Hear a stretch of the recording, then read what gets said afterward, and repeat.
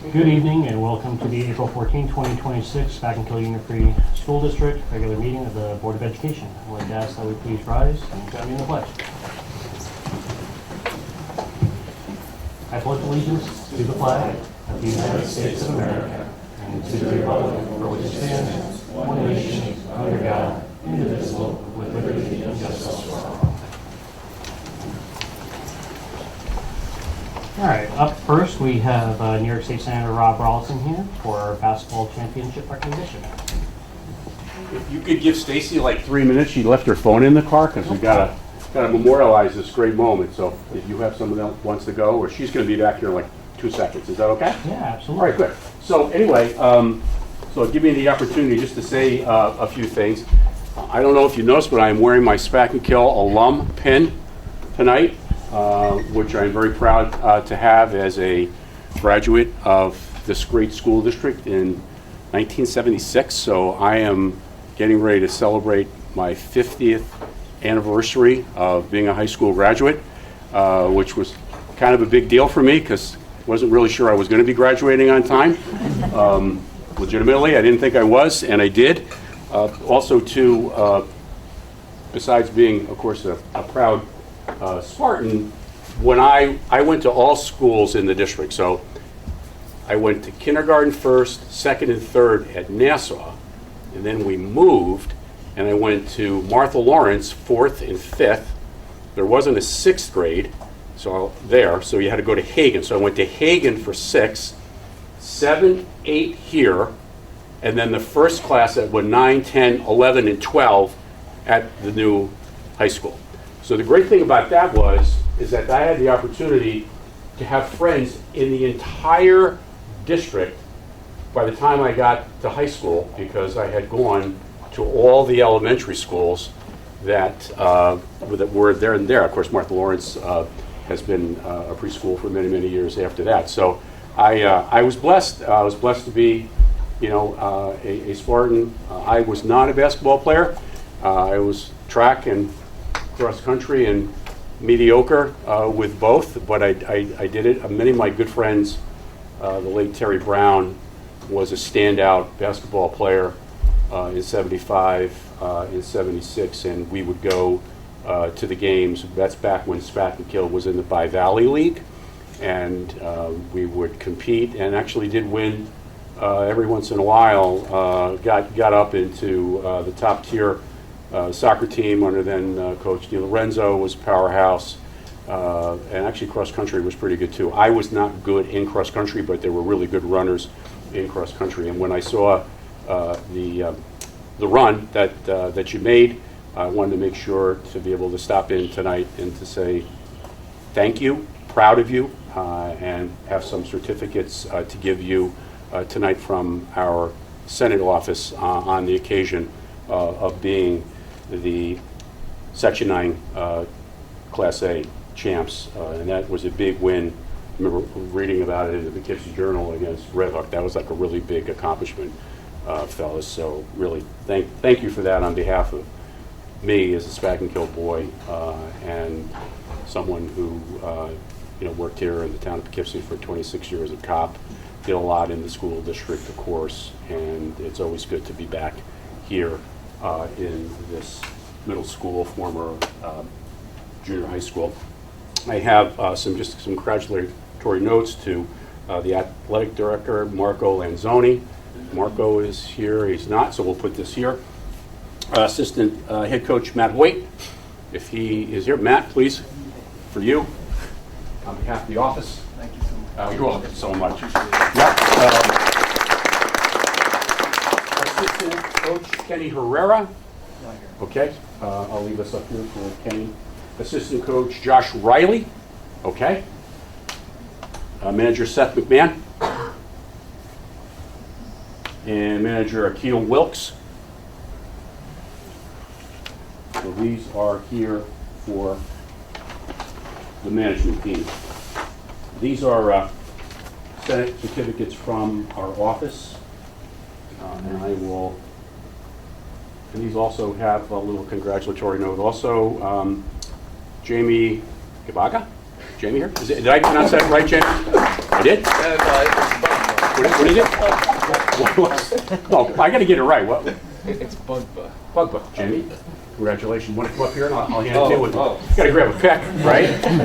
He's only a freshman, so it's okay. Oh, okay, I didn't say that. Jamie, congratulations. man. Thank you. Yeah, here with Right here. yeah. Get a picture, Jamie. This end. You'll be here for a while to make sure you get there.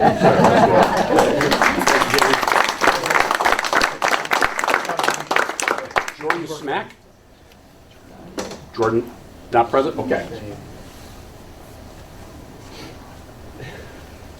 Dylan Sulzer? All right, Dylan.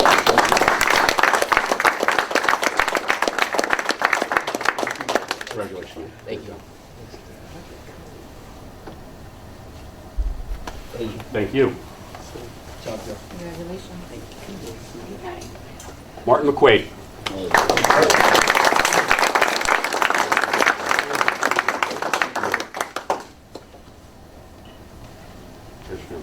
Good. Yeah, good.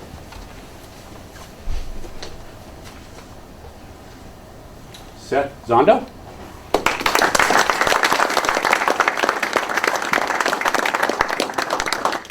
Congratulations, Seth. Good work.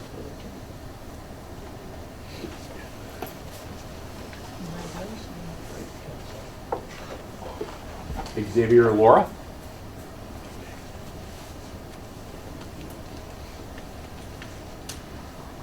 Jalen Thompson?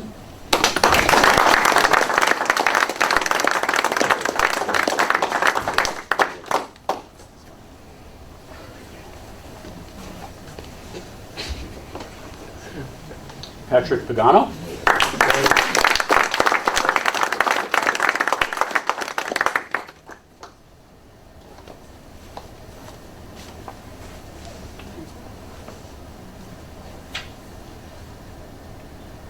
Is it Amadou Sese? Not here. Okay, got it. Nicholas Decker?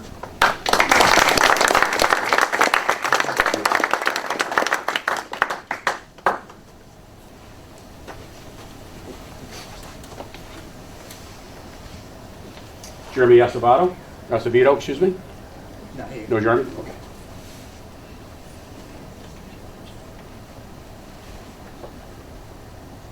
Albert Hasbrook?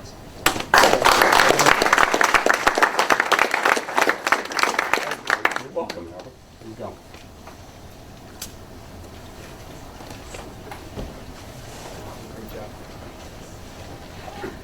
And is it Kason or Kason Cummings? He's not here. Kason, okay. So again, thank you for giving me the opportunity, Mr. Superintendent, School Board, for being here today with you all. It's always good to be hanging out with the Spartans.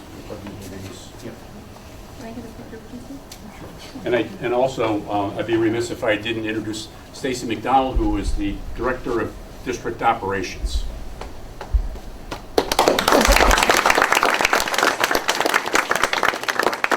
You're welcome. Yeah. Mr. Hoyt, would you mind saying a few words about the team and your season? Sure. Just a few words. Few words. So we had a tremendous year. It was awesome.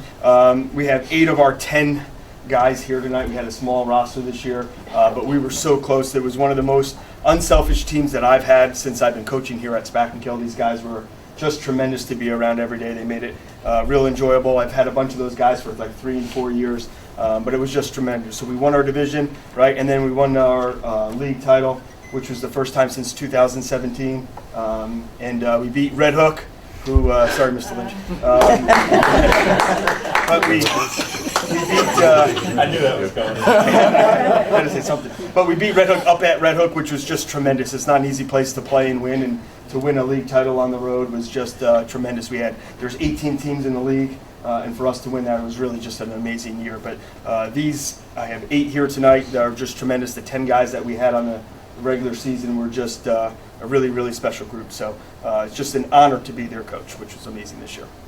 We want to thank you for your coaching and for the team. I'm sure you guys are thinking of leaving, so can we just come over here and take a quick group picture with everyone? Maybe the board could sneak in the back. and then you could, Sneak out. yeah, that's true. Swing around real quick.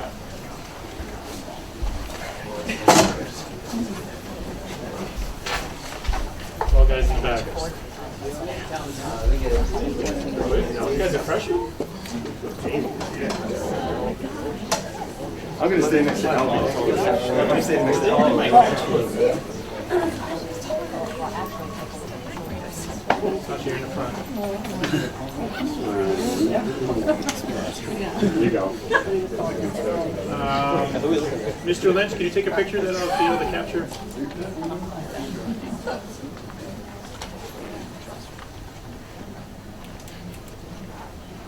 Okay, don't worry yet.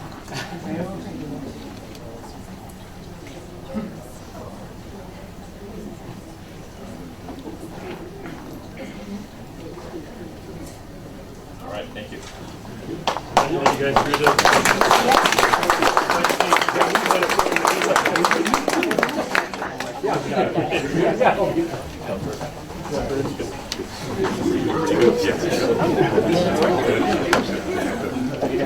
It's good. It's good. He's working in grade 11 today. Okay.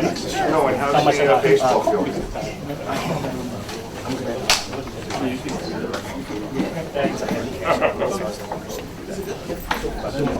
Yeah, I did. We gotta talk to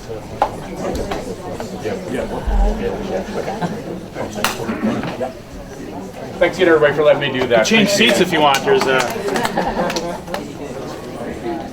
Take care. Bye-bye.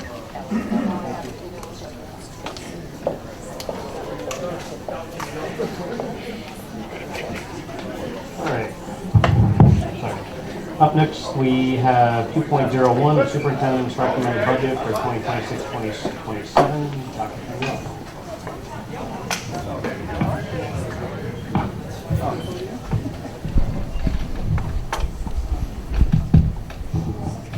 All right, does this work? Okay. Is there a clicker or? Okay. You can hit. So this is a repeat of the last presentation, so I'm going to go through quicker, but if there's any questions, I could always pause and come back. But this is a similar presentation to last time. So for the agenda, we're going to look at these items in this presentation. It's a bunch of them. A lot of it is going to be talking about the district, and then the second part is really talking about the numbers. So we have conservatively budgeted our state revenue forecast in this budget. Our reserves are still healthy, and that is a plus, and the comptroller's fiscal stress report is positive. Those have been pretty steady through the years. We're presenting a budget that is under the tax cap. Part of our decisions is to provide a budget that reduces the possibility of significant negative fluctuations in the future. And this budget continues with that. Maintaining a student-centered learning environment, communicating the academic successes, and seeking additional revenues outside. These are some of the items that we do that make Spack and Kill, our after-school programs, our virtual tech academy have really done wonders for us. We've done a lot of work with a futuring consultant in AI with Jerry Creasy, and we've recently come up with AI guidelines to help our district and our school and our students utilize AI correctly. It's an ever-changing future with AI, but we're trying to stay with it. Our AVID program has excelled, doing a really good job. Some of the things that we've done with the AVID program is foster discovery, supporting younger students, and future readiness. P2 has excelled also. This year we achieved Green Shield status, which is amazing. Our elementary schools, this is across the nation, has this status because we've implemented it with Fidelity. And it's going across all the buildings. So award-winning culture, fostering relationships, tailored approaches, restorative practices, student mentorship, and the core philosophy that other people matter has been, throughout our district. The Let Grow experience, this came out of our Anxious Generation goal last year, and our elementaries have really taken the Let Grow experience to a different level. So they've done some things this year as far as trying to encourage more of a play-based childhood versus the phone-based childhood.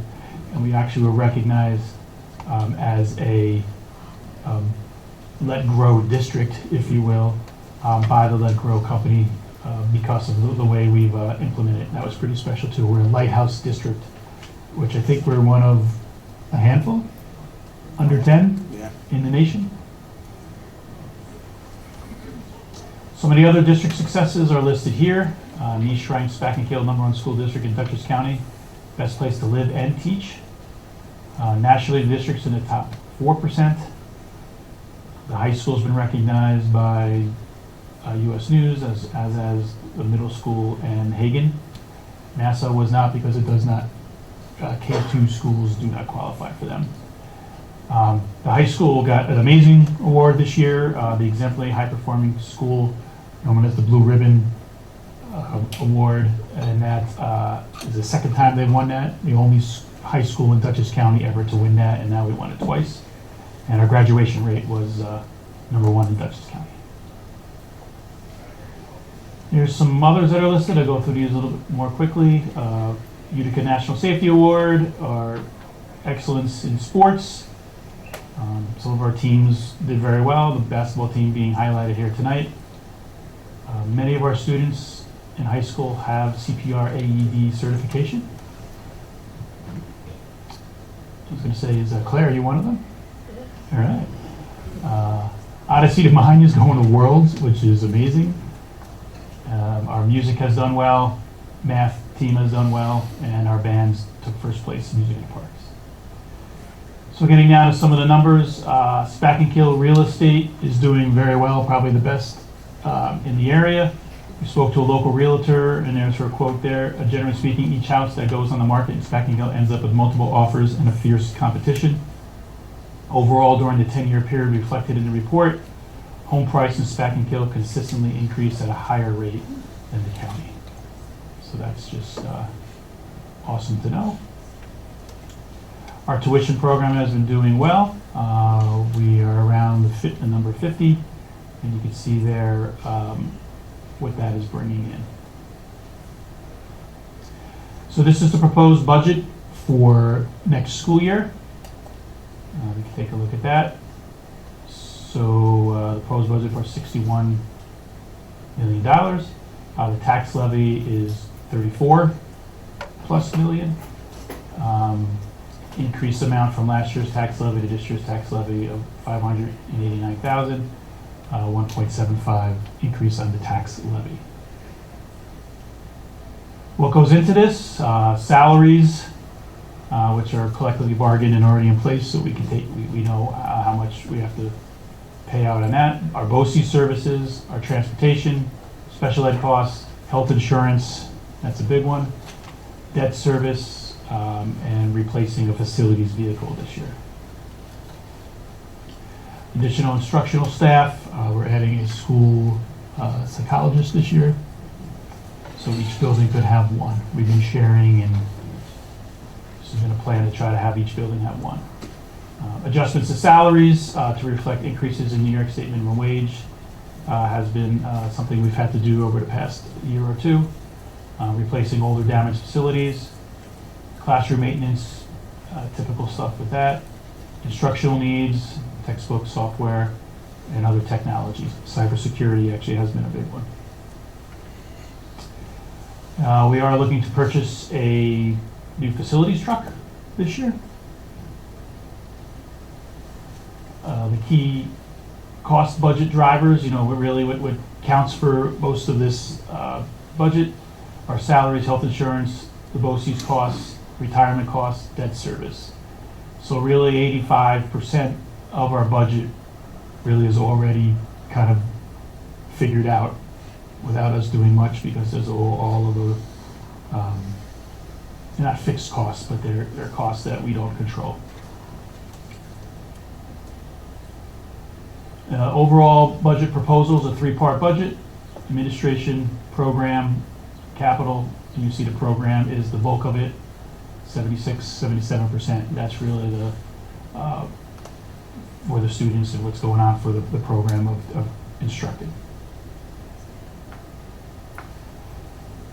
This is the proposed tax levy. So this year we could have went to 2.06 would be the tax cap for us this year. We did come under that, which has always been a goal that we've been trying. So as I said before, our tax levy is 1.75, an increase of about $589,000 from last year's tax levy to this year's tax levy. If the budget happened to go down, we could go to a contingency budget if we do not seek a new vote. So the district could choose to adopt a contingency budget after proposed budget is defeated once rather than a revote, or we could opt to put it up again. If it was to go down twice, then we would adopt the contingency budget. The contingency budget would look something like this. It basically would be the $589,000 increase. That money would come out, so it would be the same as last year. So we would have to come down $589,000. That usually comes from equipment, transfers that we use, and supplies. Not much we can else take that from. Budget calendar. So May 5th is not the next meeting, the meeting after, but that's when we will have the hearing for this budget. And then the vote is May 19th. And this is online, so there's a link here to all this information. Thank you. I did go through that quickly because this is a redo from last meeting, but are there any questions?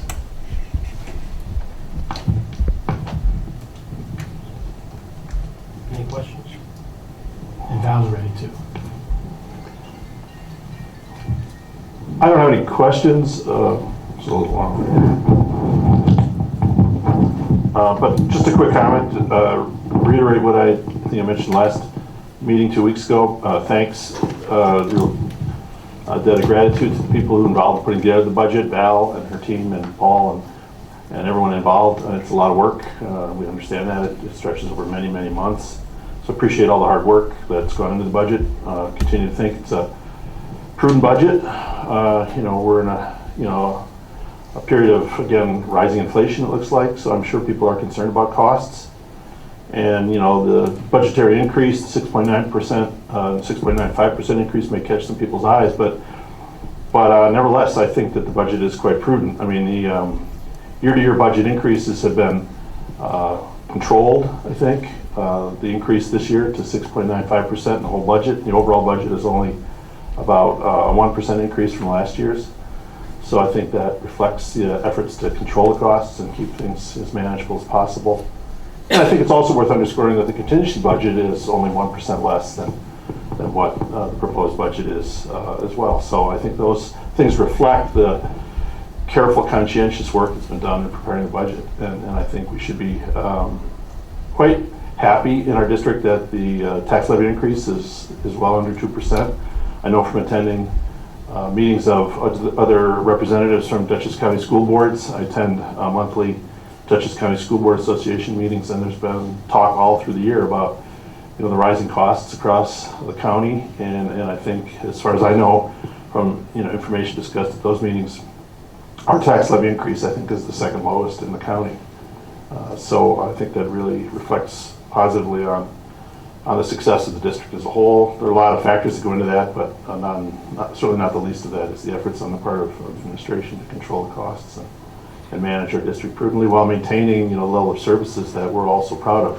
Last meeting 2 weeks ago, demonstrated through the data that we all had a chance to review how well our district's doing in terms of the academic success and the other factors that you've touched on here. Dr. Fanuelli also point to the real success of our district. So I think we have a lot to be proud of, And I'm really happy to see that the budget manages our success in a way I think that's fiscally responsible. So thanks to everyone. Thank you. Anyone else? Okay. I missed the last meeting, but I did watch it. It was very informative as far as the data stuff that came in. But I wish I could gather my thoughts and speak as well as Richard can and being able to deliver those. I am not a master of that, but I did write something down that I would like to read. I know I have not, or I've at least been trying to express my concerns with the 1.75% tax levy over the last couple of meetings I was able to get to. I will try to make it quick. I read it to myself in my head. It took less than 2 minutes in my head, so hopefully it's less than 2 minutes out loud. But I would like to echo a lot of what Richard just said. I'd like to begin by thanking everyone who worked hard over the past few months to put the budget proposal together. I also want to make it clear that I fully support the students, teachers, staff, and the admin who make Spackenkill such a great school district. At the same time, we have to recognize the pressure many of our taxpayers are under. Seniors on fixed incomes are dealing with rising energy costs, and young families are feeling the impact of higher gas and grocery prices. The inflation has affected everybody. Right now, though, we are in a really unique position to support both the district and our neighbors at the same time. We have the opportunity to increase next year's budget by approximately $3.3 million without increasing the tax levy. When else have we been able to significantly grow the school's budget and add a new transportation vehicle and still avoid placing additional burden on our taxpayers? 1.75% tax levy increase represents roughly $589,000. Without that increase, the difference in next year's total budget would be approximately $60.5 million versus the $61 million, including the levy. Both are still a substantial increase from this year's $57 million budget.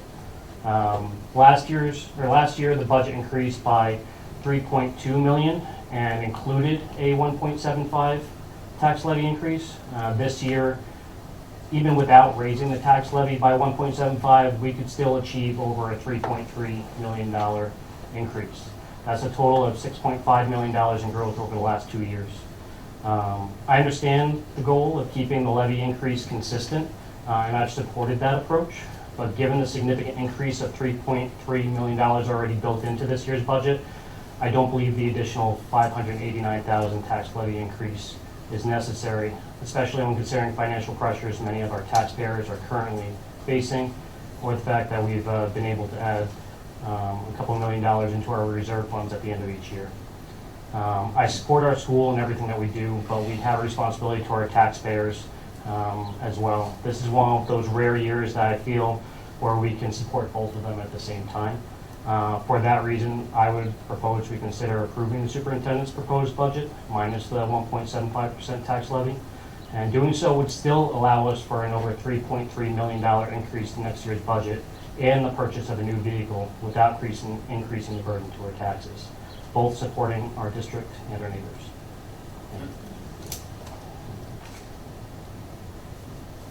And that's all.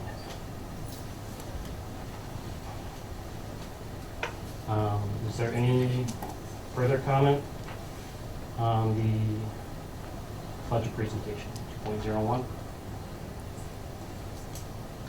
Okay. Moving on, public comment on consent agenda items only. Any comments from the public on consent agenda items? Okay, not hearing any. Consent agenda resolution.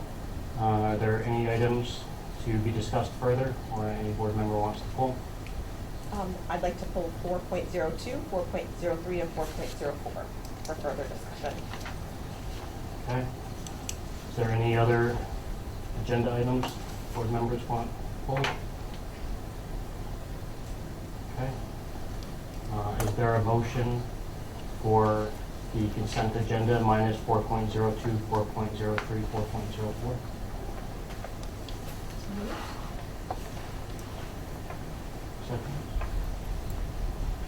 All in favor?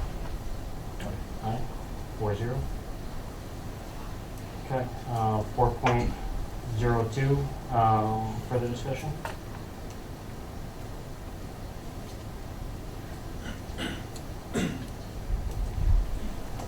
So I have read over my feelings on it. I won't, make you guys all listen to me a second time on it.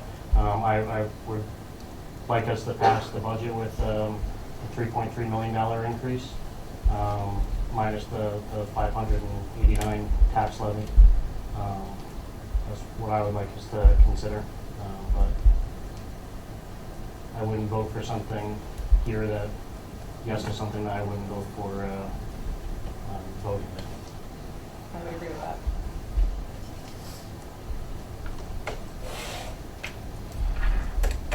So I guess procedurally, I have a question whether that's doable. I mean, can we approve a budget that's different from the one that's been proposed?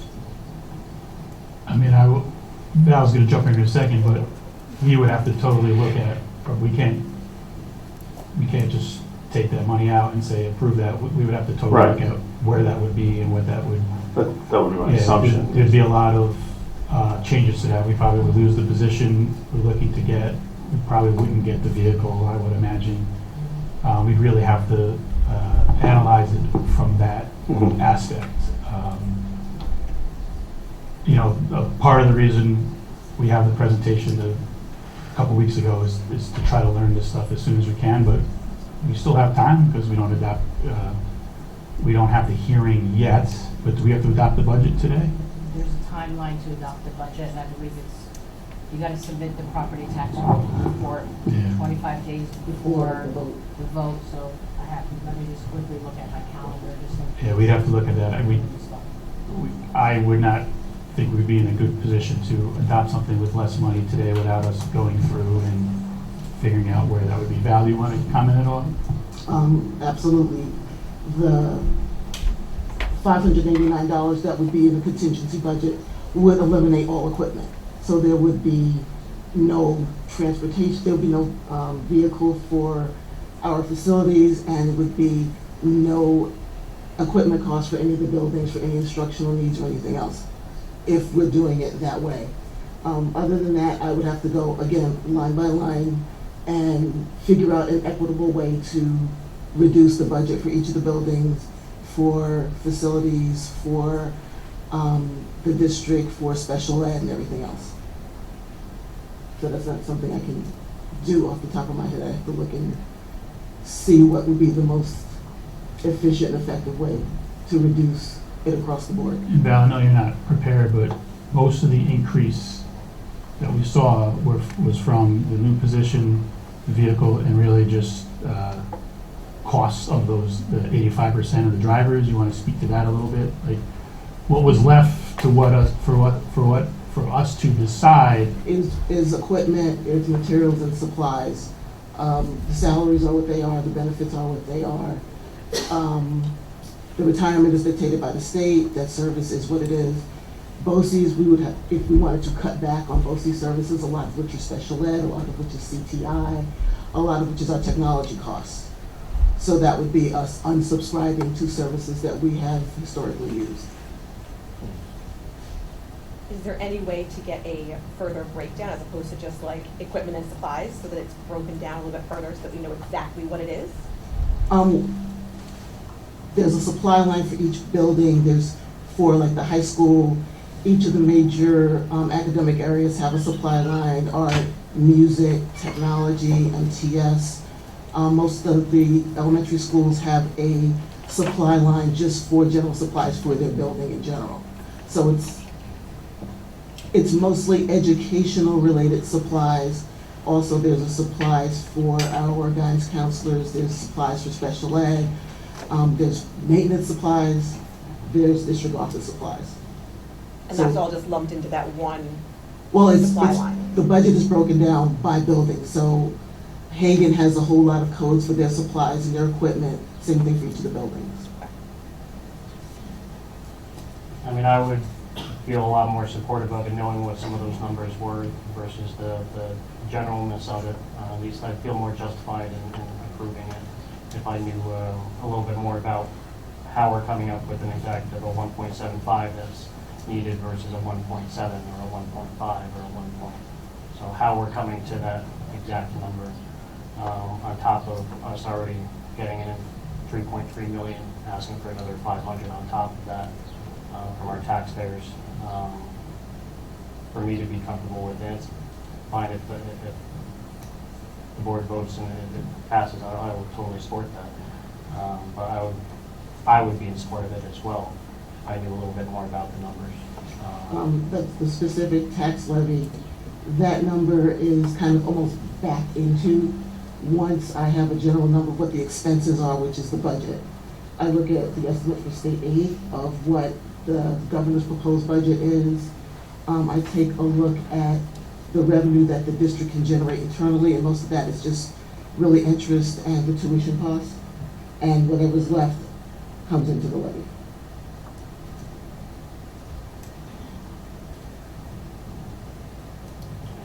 You know, further thinking on my side, you know, this may be a helpful and fruitful discussion, but I think we're in kind of an awkward position here having this discussion now on the you know, in the meeting where we're scheduled to adopt the budget. I mean, maybe there's some wiggle room there in terms of the timeline, but the budget's been in front of us for a number of meetings now with the proposed 1.75 tax levy increase, and to only be having this conversation now seems to be irresponsible, frankly, of us, I think, as a board. If we'd had these questions and wanted to engage in this kind of discussion, it should have been weeks ago, meetings ago, frankly. I understand the logic. Well, let me finish my point, please. Yeah. I understand if there is a logic to this. I mean, I understand one logical rationale is that this would amount to a 0% tax levy increase for this year. What that means, I think, for us, and we've talked about this before over a number of years, is that subsequent years would require an extraordinarily high tax levy increase to get back on track, to make up lost ground, to maintain the services even that, you know, that we currently have. I think it puts us in a really difficult position, you know, as a district going forward. You know, I've been on the board now for 8 years.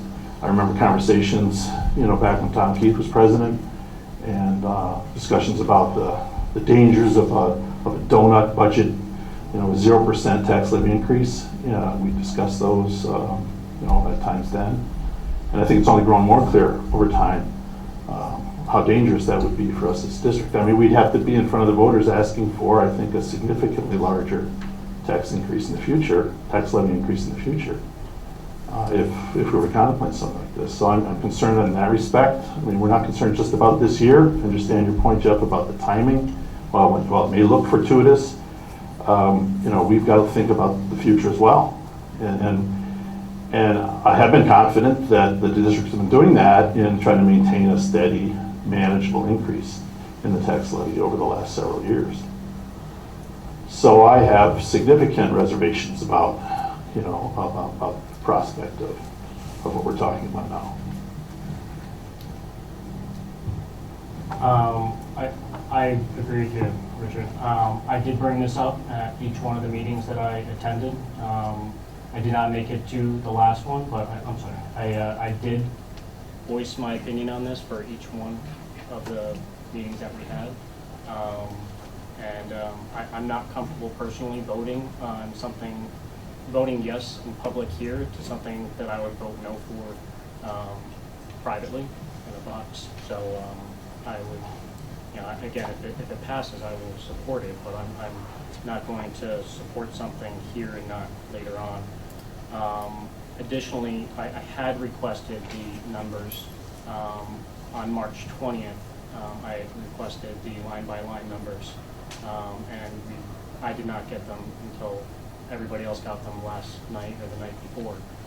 So it wasn't that I had not asked for them at all, or that I hadn't been voicing this the entire time. But that's just, you know, my feelings on it, and you know, my opinion on it.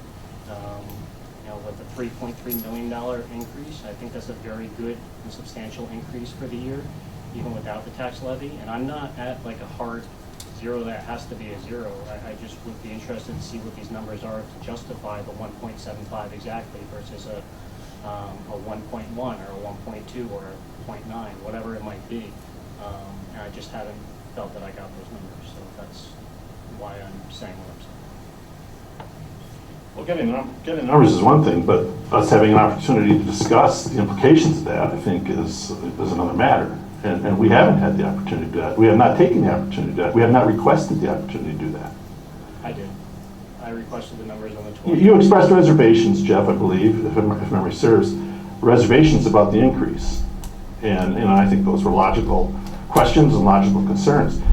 But I don't recall a request that we consider in any kind of direct way, a lower tax levy increase and what the implications of what that would be going forward. Because this is not just an isolated decision, as I think I've noted. As I see it, it's a decision that would have ripple effects into the future, significant ripple effects. So I think we need an opportunity to talk about what those ripple effects would be. I'm okay with that.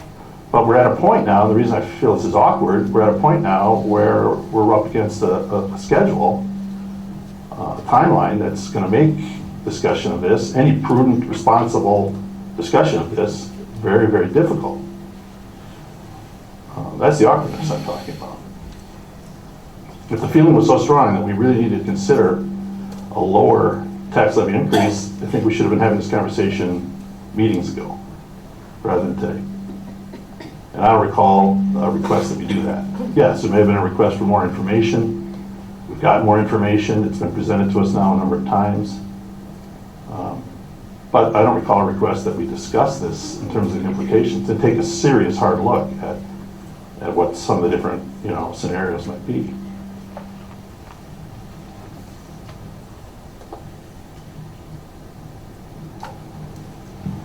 I'll jump in. Is this on? Look,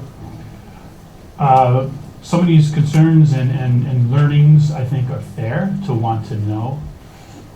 We had a meeting, and BC's not here today, but we did have a meeting, an agenda review meeting with our board president, and we talked about this stuff, and we talked about the complexity of it and how, a lot of what our public is feeling isn't necessarily coming from our budget. It's coming from a lot of environmental factors of inflation and also what's happening with home values and things like that. But the meeting made us think that, hey, we might need a full day talking about budget implications and effects of this, and maybe the board could shed some light on what they're feeling a little bit, and then we would be able to talk a little bit about what we control and what we can't control, and a little bit of a understanding of budgets and what a zero would mean, what a zero wouldn't mean, and actually show that. And the feeling was that would be a great thing to do in the summer.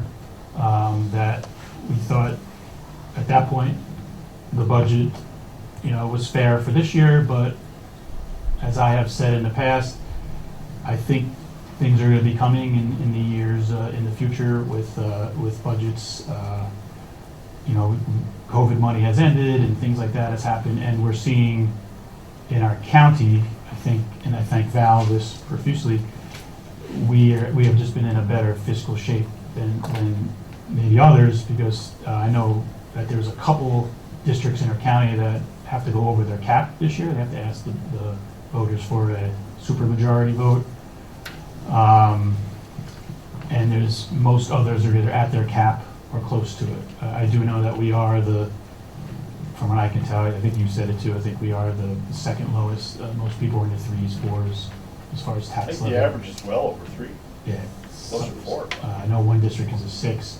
I think there could be a time when we have to face something like that. So the thought of having that summertime workshop seemed to make sense. Like, how do we need the board to fully understand what we're funding and how we're funding it? Because I think when they see that there isn't much control, we talked about salaries and contract negotiations and things like that as something to look at.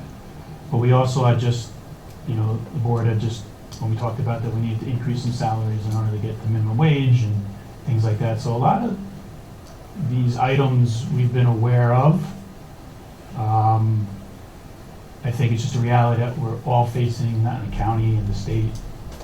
And that type of workshop, I thought was a good idea to kind of go through and figure out and how to develop next year's, and to look at that, and for the board to understand if we did take a zero, what would that mean, and the showing that usually that means a high fluctuation, but maybe we do it anyway, after the board sees that, so it just made sense with that, but this was a board decision, to me, that route made sense, really take a deep dive and make that be the goal of our summer retreat, and try to analyze it and get these questions answered and asked and searched, but that is, it's up to you to decide. I do not think, what would we have to do if they don't adopt the budget today? I don't know how much time we would have. So if we do not adopt the budget today, we have to, school district has to submit the property tax report by April 24th. So that would mean we would have to, if we're doing it tight, the safest would be to board approve it the day before. So Val has time to submit it the following day, am I correct? All right, so so you have a week, and then that is really the limit. Well, the other piece of this is we have to print and mail the budget brochure, which has to go to print, and then get back to the district in order to mail that out before the hearing. So if we're going to change budget numbers, there's a lot of information in that will need to be redone and rewritten. What's the deadline on that? To be honest, our public information officer was planning to send that out this week to the printer. Once the board adopts the budget, she sends it out that week. We also have to figure out what to cut in a week's time. We have to meet with all the administrators and try to figure that out. And then obviously going forward, we still have to keep the same schedule. We still have a board meeting. If we have a board meeting the 23rd, we still have to have one the 28th. We still have to have one the 5th and going forward because we still have to do a public hearing. BOCES votes on the 28th. We can't. So in other words, we have to just keep to the same schedule and we just have to add a meeting for next week. If we really have to find out from Mary where she is in the whole week. Yes, you're going to mail that out tomorrow. Just change it. She's not going to be able to mail that. So even by that timeline, a meeting next week would mean we'd have to discuss this at that meeting and then vote. Yes.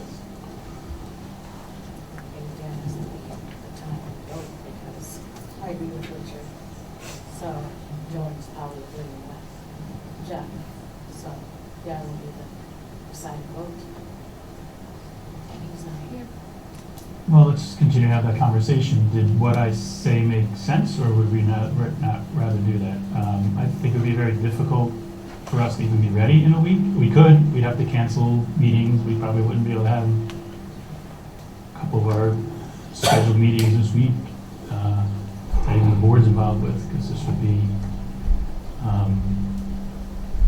Yeah, but It makes sense. I'm not saying that, I'm just saying we would do that if that's what the board wants, but I just want reality to say that this isn't, Val and I, and mainly Val, developed this over months and months of it.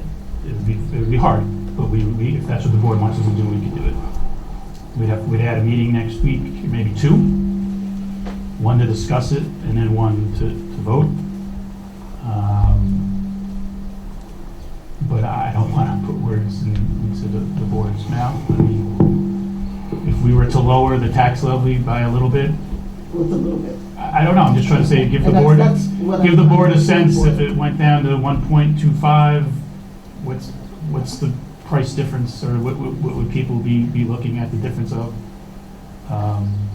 Just so they have an idea. Well, I'd have so many questions. I'd have questions about what the implications of that would be, not only financially, but in terms of services that might have to be altered. What I meant by the awkwardness of this is that we've been, again, for meetings now, for many, many weeks, contemplating, this budget. And we're in a position now of discussing whether we can recontemplate an entirely different budget, frankly, and make a decision on it in a matter of days, I think that's irresponsible of us, frankly. And I have to admit to feeling personally frustrated, even by the prospect of that. I mean, what you've outlined, Dr. Canuelli, studying this over the summer, tonight in the future, makes a lot of sense to me, given that we can see what's on the horizon. I mean, many of the factors you noted, called environmental factors, those are factors entirely outside our control. What we have control over is our budget, and we have a primary responsibility to the students in the school district and a responsibility to our community.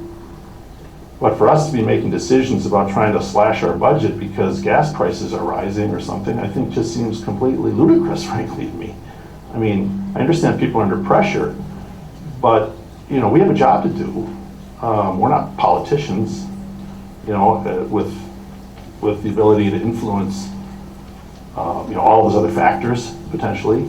I mean, we have, a responsibility to this school district and to this community.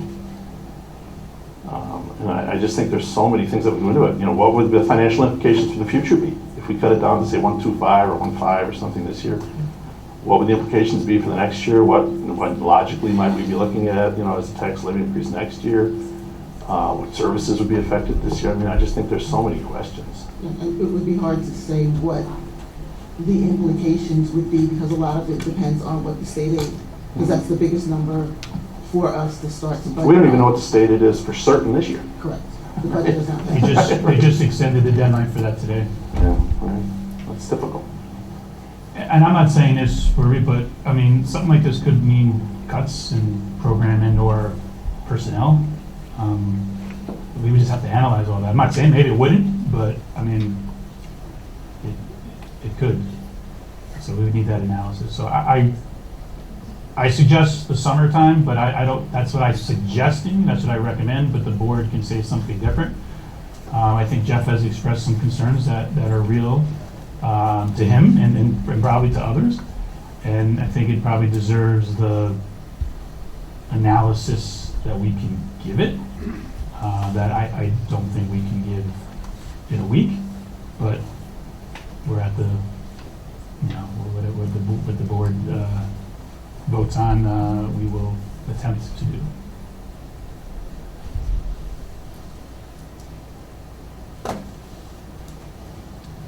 I'm not looking to cut positions. I'm not looking to cut what is needed from the district. By no means is that what I'm looking for here. I'm looking for, like I said, the clarity, the same thing that Rich is looking for. What are the potentials of lowering it? What are those numbers? Is it different than the voters voting it down and us not getting the 589 and the implementations that we saw of what that would be? I'd really like to have known what those were. I apologize if I didn't express that enough at the previous meetings. And subsequently, after the meetings, requesting the information. I'll try to do better at that next year. Again, I'm in support of whatever the board decides. If it's, I will totally support it. I'm just not comfortable, again, voting for something here that I'm not going to vote for later on. Any other discussion? 4.2, 4.3, and 4.4 have been pulled, right? Correct. So are there specific questions or concerns about 4.3 and 4.4 and or 4.4? You pulled them. Pull one without. Yeah, they're all budget, they're all budget related, they have to be. Oh, I'm just, I'm asking. Yeah. I No, yeah. just assume that, but. Yeah, and they all have their own deadlines to be submitted to the state. Right.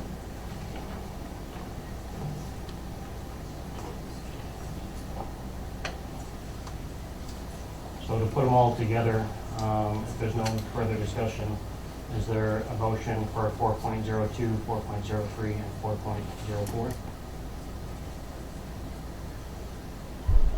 Is there a motion to vote?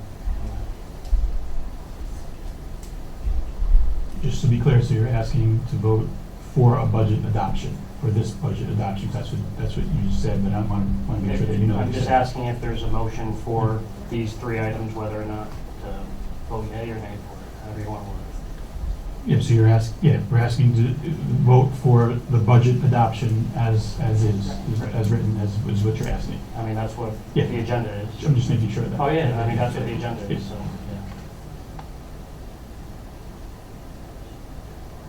Is there a motion? Well, yeah, so moved, I think you should vote on it, yeah. Okay, second? Not just to sit there for Yeah. All right. All in favor? All right. All Sorry, opposed? who was the second? Was it Sasha? Sasha. Thank you. Thank you. So what are we voting for now? You just voted for Voted to adopt the I voted, budget. but three of you voted yes, is correct? Correct, and one no. Three All right, votes. so Yes. voting to adopt. Thank you. So just for clarification, so the budget was just adopted, so we're going forward with that. Correct. But the board, we made it clear that we're gonna have a workshop in the summertime for our retreat to really look at everything and be prepared for next school year. Correct. Yes? Okay, thank you. So, I'm sorry, so we did 4.01. He was not. 4.01 was consent agenda, was all four. 4.02, 03, and 04 is 3-1. We're adopted separate. Correct. Okay. All right. 5.01 is kind of similar to a consent agenda. It's the first reading of all the policies rather than reading them all individually. Is there any board discussion on any of the policies that are proposed for first reading? No? Okay.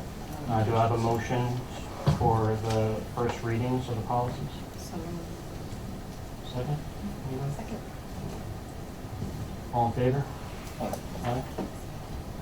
Just quick clarification, which of the, Board members were at the policy committee discussing those. Was it Sasha? And Dan. And Dan, okay.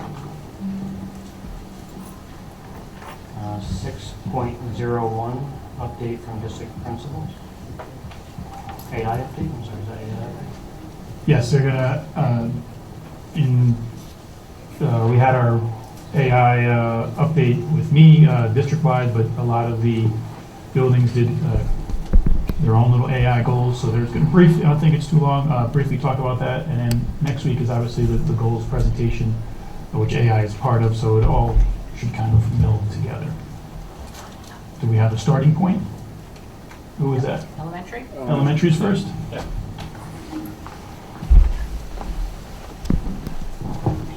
Good, yeah, thank you.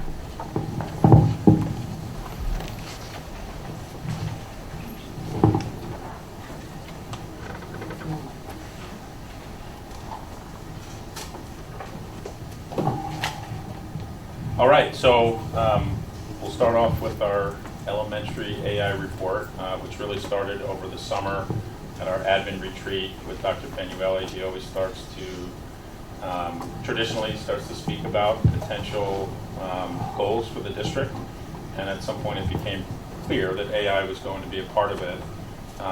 Mr. D'Souza and I followed up talking about how we could apply that goal at the elementary level. And it's interesting, I mean, we've talked about AI quite a bit. Obviously at the elementary level, certainly K2, it is less directly about the students using AI. It's more them, they are a part of AI, but through teachers. So our goal was to significantly increase teacher adoption of AI tools. And I think even more importantly, to save teacher time in planning and preparation. And when we strategized about how to do that, we really talked about three different things. Number one, we wanted to kind of survey our staff to see where they felt that they wanted or needed the most support with AI. Step number two, we worked with Marcella Pern, who every time we go to an AI conference, I know we've stated this frequently, but we always feel like we're ahead, and she's a huge part of that. So step number two was, once we had the data from the teachers with their needs, was to develop a professional development plan that was really tailored to those specific needs. And then the last step, where you see measure, has not been accomplished yet. That will be an end of the year teacher survey, really, because we've had several professional development sessions. We've worked through this. We want to know how they feel now compared to the beginning of the school year. Some of the data that Mr. D'Souza and I looked at over the summer, there was a national Gallup survey, which was fascinating. At that time, this was in July, 60% of teachers used AI.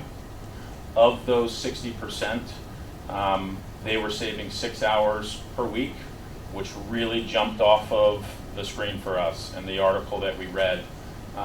It's no secret that as we've added things to teachers' plates, we haven't taken many things off, and to have the ability to do some of the administrative tasks or things that AI could support teachers with was really appealing to both Mr. D'Souza and I. So of those teachers that were utilizing AI, 61% said that it improved their practice.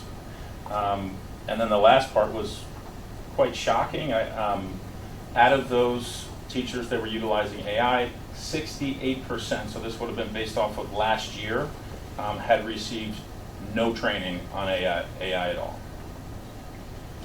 So fast forward to the beginning of school, through our tech office and Mr. Farrell, we sent out a district survey where 189 staff members responded. And I think really the two numbers that I have up there, I think were both excellent. So 74% of our staff had already been using AI at the time of the survey, and 93% of them believed that it was beneficial. I think that's a testament to our teachers and also to Marcella. So I'm going to turn it over to Mr. D'Souza, who's going to talk about some of the specifics of kind of what we rolled out. So when we pulled the data with Marcella from the elementary buildings alone, there were some highlights that really stood out. One of the biggest things that both staff shared was administrative efficiency. How do they make their jobs easier? How do they save time on the non-instructional tasks? So that was certainly a growth area that we targeted. Nassau had particular top support areas that we were going to hit, like communication, emails, newsletters to families, data analysis, so there were data-driven instruction or data-informed instruction. And a kind of a different take for Hagen, because we have the older kids, especially fifth graders. How do we direct student AI interaction in a safe way, right? How do we get them to use it properly to help them with things like their capstone project or to interview people from the past when they're learning about different topics? So teachers have dabbled in a lot of different ways through differentiation and through AI. So what we did was kind of lay out a map of the different professional development choices. Teachers got autonomy to pick 3 out of the 4 that they really, really liked, 2 of which were on Superintendent's Conference Day, and then they picked the morning teacher tech that Marcella runs so greatly for teachers. And you can kind of see the topic areas there. Things that stand out, really AI is changing every day. So we're actually learning AI as we go, even in tech committee meetings or other, just kind of random conversations. But they have integrated it, and we're trying to get in touch with each part that they integrate, especially for students. So Brisk and School AI are 2 things that teachers have been trained on, and have a pretty elaborate menu of options, from writing IEP goals to lesson planning to project-based learning. So that's really cool for them. Differentiation, something that really kind of creates an assistant for you, or they call it brisking. They're really built in. Gemini is something that is now helping people in its own tab that's open. I was joking around with someone this morning. They came to an 8 o'clock meeting because AI told them they had an 8 o'clock meeting. They were doing something else, and they're like, well, I can do this efficiently so you get to your 8 o'clock meeting. So that's how good AI is getting. It knows your schedule better than you, which is awesome. So, and then student use, like I talked about, we really want our students to spar with AI. That's the phrase that they like to use. Make it a partner in their learning, not the answer, right? It can tutor you and help you and guide your thinking, but it should not do the thinking for you. So we're trying to give 5th graders especially those tools when they're doing things like their capstone project. And then redesigning our assessment. The Portrait of a Graduate is all about project-based learning and experiential learning. And sometimes that can create a sense of anxiety of building something new. But the nice thing is AI is a great tool for that. You put a couple prompts in, and it can give you a nice outline for what to do. And then, of course, moving forward, what we want to measure, we want teachers to tell us, did they actually save time? Did they feel like there was perceived improvement to their weekly workload and administration burden? Because that's really the part of the job that's not fun. Doing all the tasks outside of the classroom, working with the kids is the best part. So we want to know that. What tools did they find most effective, so we can invest our time and our energy into those tools, and which did they not find effective, so we can steer away from them. And then what they thought about the PD impact on their classroom. Was it something that was real, that was turnkey for them, or was it still something that they're having trouble with? So we can plan next year for PD sessions that are prudent and effective. All right. That's it. Thank you. Any questions, comments from the board? So I have potentially lots and lots of questions, but I won't ask most of them now.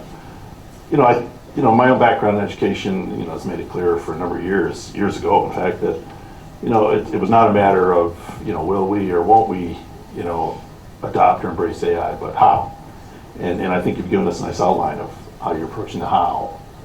So I'd be, really curious to hear in more and more granular detail, maybe offline, about what some of the observations are so far. I think that survey that you mentioned at the end of the year should be very revealing. I certainly, for one, would be very interested in being able to get a kind of high level, even. I'll give you a brief one because I picture. found it revolutionary. Like we all live by our digital calendars now, but a lot of things still come home paper, or you get dates and things. So one thing that is pretty revolutionary with AI is you take a snapshot of that, send it to Gemini. If it's linked to your Google Calendar, it punches it in. Yeah, right. So you're not creating separate invites for every single thing on your calendar. And it was pretty seamless. So those are like little tidbits that teachers are learning that they're like, wow, that's a time saver to go in and not have to put all the meetings that they have individually, because that takes a while. Right. And I guess that would fall within what you refer to as the administrative kinds of tasks. I mean, that makes certainly so much sense to me. I think for me, the bigger questions are on the instructional side of things. Yeah. How are these tools potentially useful? How are students finding them? I'm happy to hear that you're kind of cultivating a kind of sparring mentality. I think that's really healthy. Yeah. I think more than anything, my background, again, in education, showed me quite quickly that students need to be,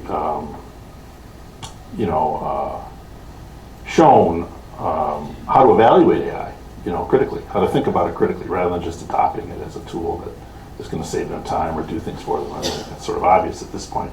Have you seen, again, just to keep the questions, kind of high level at this point, but have you seen, even prior to the survey, any reservations, concerns surfacing from teachers? Yeah, things that they're concerned about? Definitely, things like confidentiality certainly is something that we want to make sure we're maintaining and doing the right thing, and not getting out of hand with our data and those type of things. Yeah, data security is a big issue. So being very secure, and Marcella and our tech department give us good guidelines to practice and follow. There's certainly reservations. I think it's less on our end because they're not going home and necessarily typing a 5-page paper. So a kid's not really taking something like that and producing it through AI, because that's not what they're producing. But they have found a lot of use for it, especially in the capstone, where kids have to come up with an inquiry-based question on kind of a very vague and broad topic. It really helps refine their question, and then they can go off and target, and it even gives them suggestions of where they should do their research.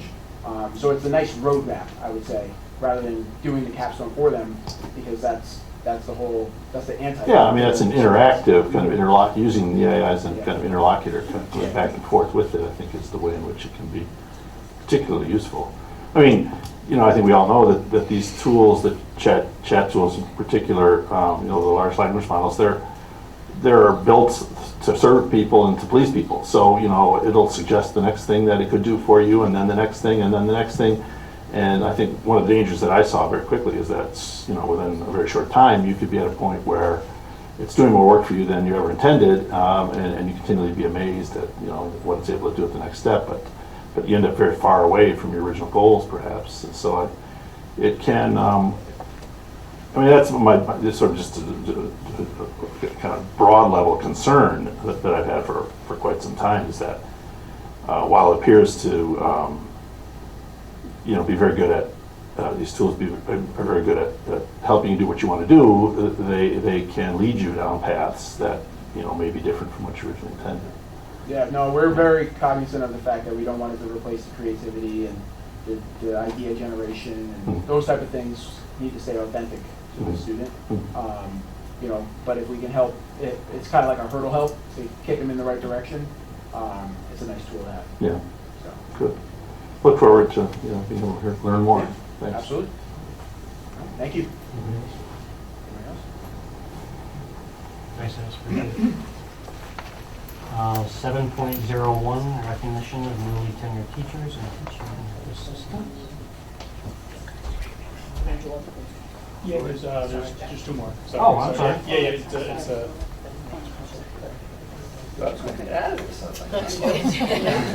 Everybody. As always, thank you for having us here.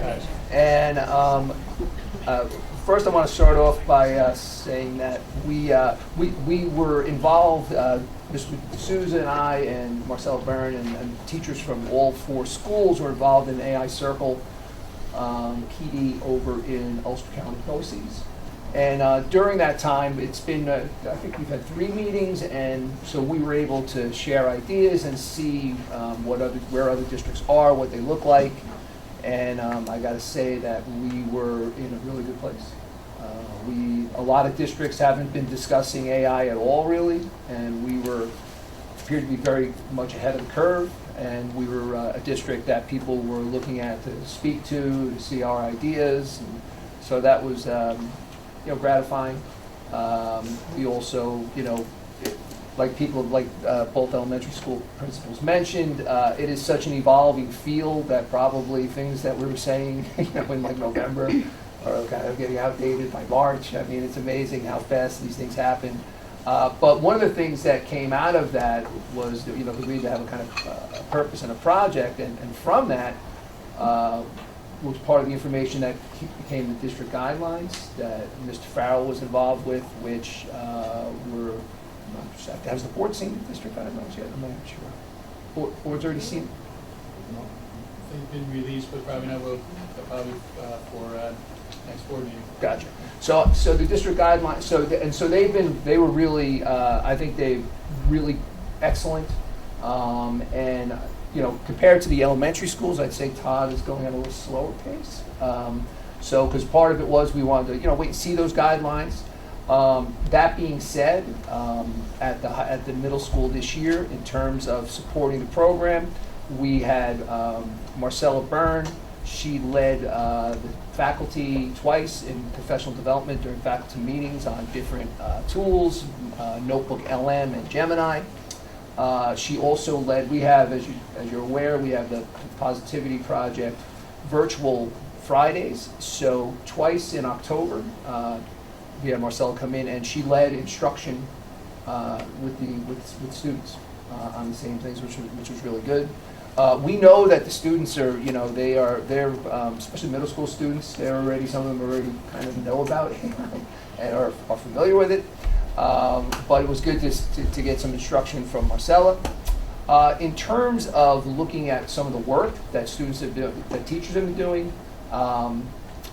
some of the work that I've seen them do, one important thing is that they can level text. So that's really huge for differentiation. So one of the things that they're doing with AI is that you can take a text, drop it into an AI engine, and say, I wanted at a Lexile level of 3rd grade, 5th grade, 7th grade, whatever that is.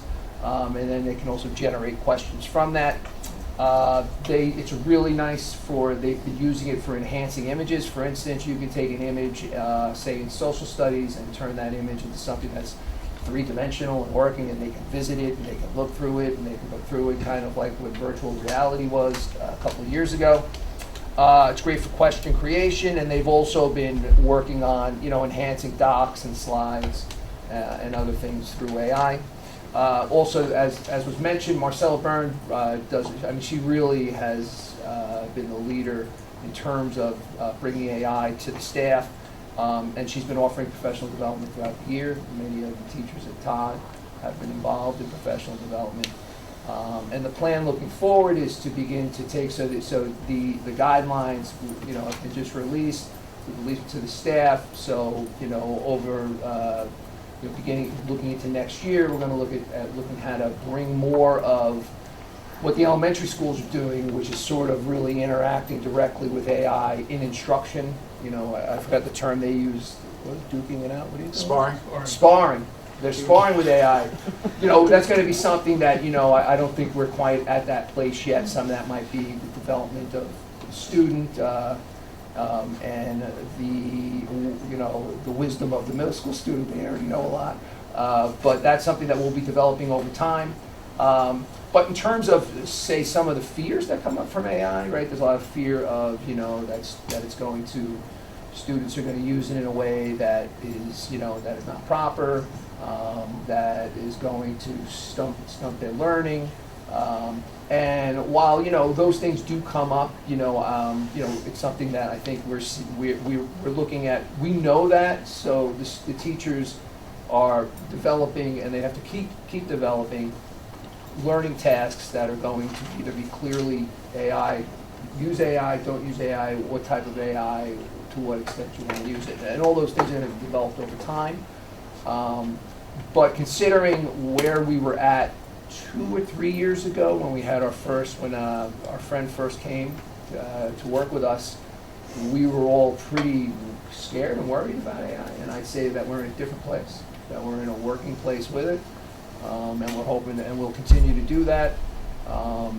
And we look forward. And I know personally, AI is really great. The better information you give it, the better information we can get, that kind of thing.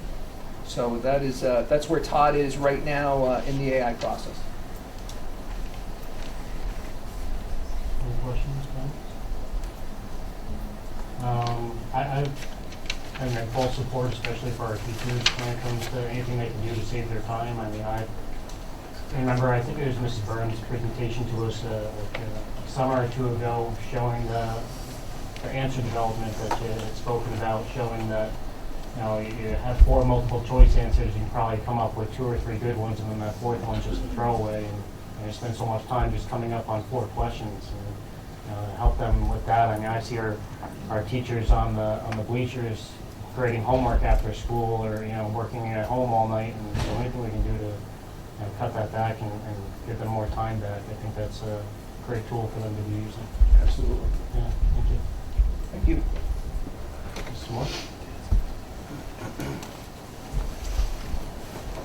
Oh, okay. I did not see you there. Hiding behind the podium. How's everybody doing tonight? Thanks for having us. So we'll try to be brief. We're going to mirror some of the things that you've heard already here with Ms. Moy. She's joining me tonight. She's going to talk about a little bit about our goals. But I would say, leading the high school, we have kids that come into the high school already using AI, and we're not blind to the fact that most of our students are using it. And it's a scary thing, and it's an exciting thing, but we strongly believe that it is our responsibility to make sure that we teach individuals, staff, and students to use it appropriately and to not lose their voice. And that goes for the teachers and for our students. Something that has stuck with me my whole life, Alexander Pope, Essay and Criticism: be sure yourself and your own reach to know how far your genius, taste, and learning go. Launch not beyond your depth, but be discreet, and mark that point where sense and dullness meet. And very simply, that means know what you don't know. And we are in a place right now in society with, well, I'll just talk about New York. Portrait of a Graduate, cell phone bans, anxious generation, anxiety, teen levels of anxiety and suicide, depression, throw in AI. This is a bear to handle, and I can't be happier with the team that we have and the leadership and the vision that we have that really is rooted in knowing what you don't know to students and staff, and helping students become valuable members of society because we will quickly be left behind if we don't learn to engage in this appropriately, but also not to lose who we are as people and our own voice. And that's our vision and that's our goal. So we do, I'll let Ms. Moy jump in now, but we've done a lot of work with AI and we have a lot of work to go. Yeah, sure. Hi, everybody. Thanks for having me here tonight. So what you're looking at here is an infographic that I created.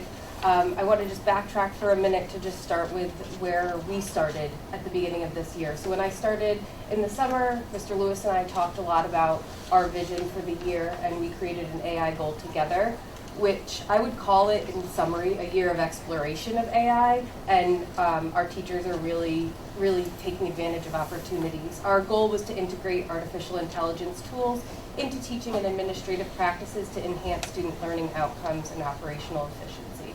So we've been collaborating as a staff to increase our knowledge over the course of the year.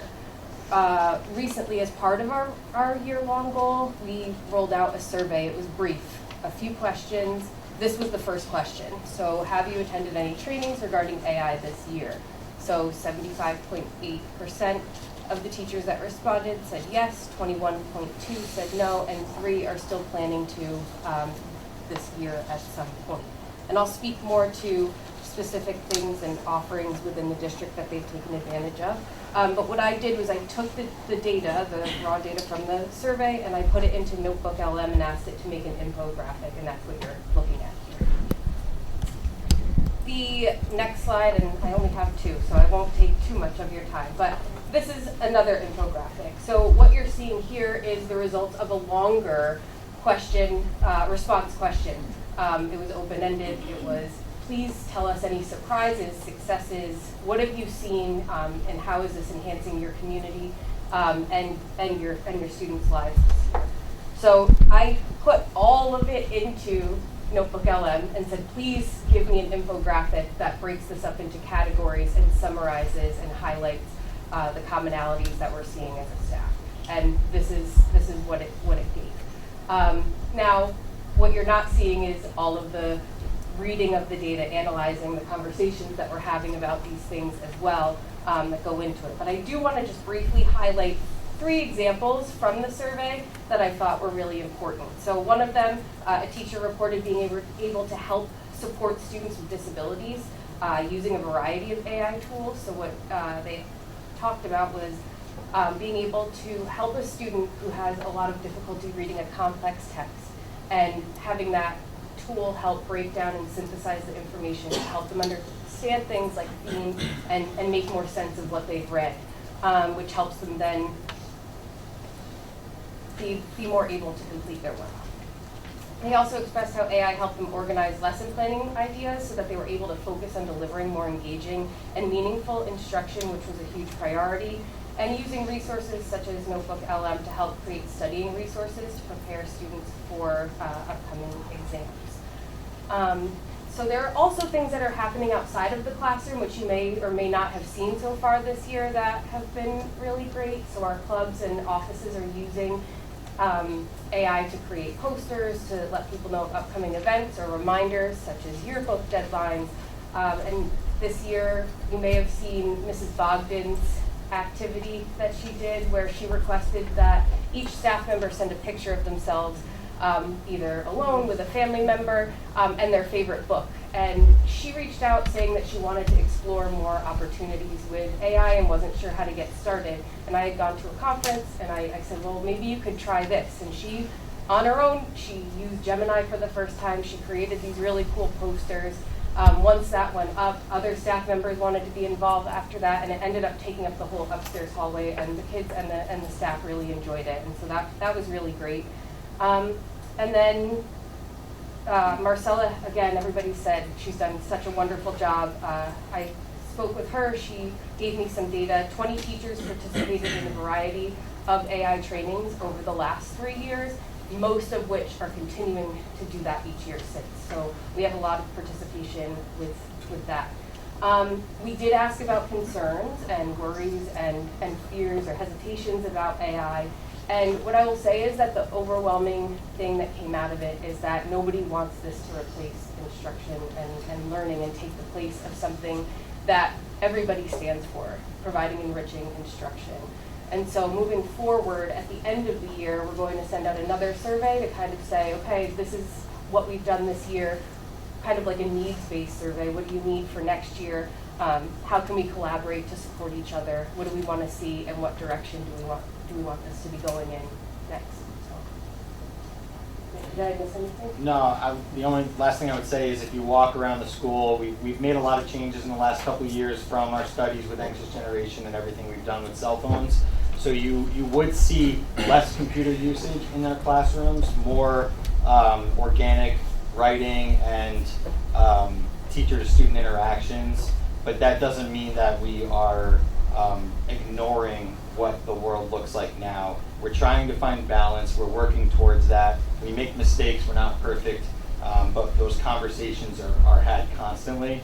And we're really proud of what we are modeling as a staff when it comes to phones and computers and being present, as well as how we use this in the schools and when it's appropriate and when it's not. So we're going to continue doing that work, and we're proud of where we are. I have a question. In any of the conferences you've been to, has there been any discussion about AI-enabled glasses? Glasses? Yes. So interesting you say that. The only thing I could say right now is they're banned because they fall under cell phone policy. So we do occasionally have students that will wear them because you can also get prescriptions with them. And our stance right now is if there's any sort of assessments, they cannot have them with them, they can't wear them, they have to take them off. And overall, students understand that, families understand that. They usually have another pair. And also for Regents exams, they're not able to be used. I do think as we head a couple of years down the road, you're going to see more of those. I have Metas and I use them for certain things, although I did learn that Meta works with a company and they have, again, it's AI is AI, but there's humans behind that, still so early developing. So if you have those glasses, it is fact that there are people behind that and you're basically giving the rights up to what you're seeing and taking pictures of right now at least, so that they can analyze what it's seeing and then use that down the road. So that was a little eye-opener for me because I was using it for first-person video. I did an AED training video of where the AEDs are in our building, and to have it first-person to see me going through the AED, the whole device, was beneficial for the staff because they could watch that and it's a training video. But we don't use that for videotaping any students or anything like that. I haven't. But we have. I wouldn't say it's a problem, but I think that that's where we're headed in the future, where you're going to be able to see things in those glasses. I think we're already there, and it's just something that we have to develop. I mean, when I was a teacher, I remember, and I'm sure Ms. Moy can relate to, because we were both middle school English teachers. I vividly remember getting Chromebooks, classroom sets of Chromebooks for the first time, and being so proud that all my kids had their Chromebooks out and were typing, and I was teaching them how to use it, and teaching them Google Classroom, and really proud of that work. And we're just in a different place now where a lot of kids already know how to do that because of what they have access to. So we have to shift back to some of the more interpersonal skills, and that's just a part of the conversation. But right now we've consistently said every day at 7:25 they hear me on the announcements what the rules are for that. Thank you.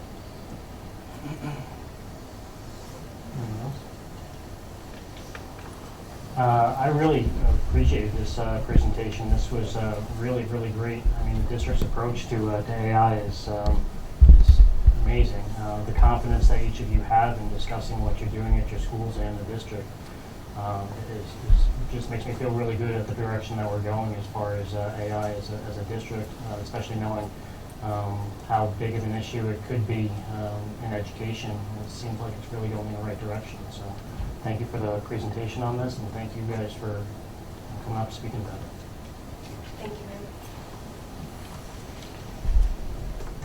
The Meta glasses that you mentioned, actually, that is it's a great tool, but it's also scary as well. We've seen those being used in places that they are not supposed to be used. And it's scary to think that somebody could be walking around with those in a situation that you may not want to be reported as. 7.01, recognition of newly tenured teachers and teaching assistants. So this is probably why everyone's here tonight.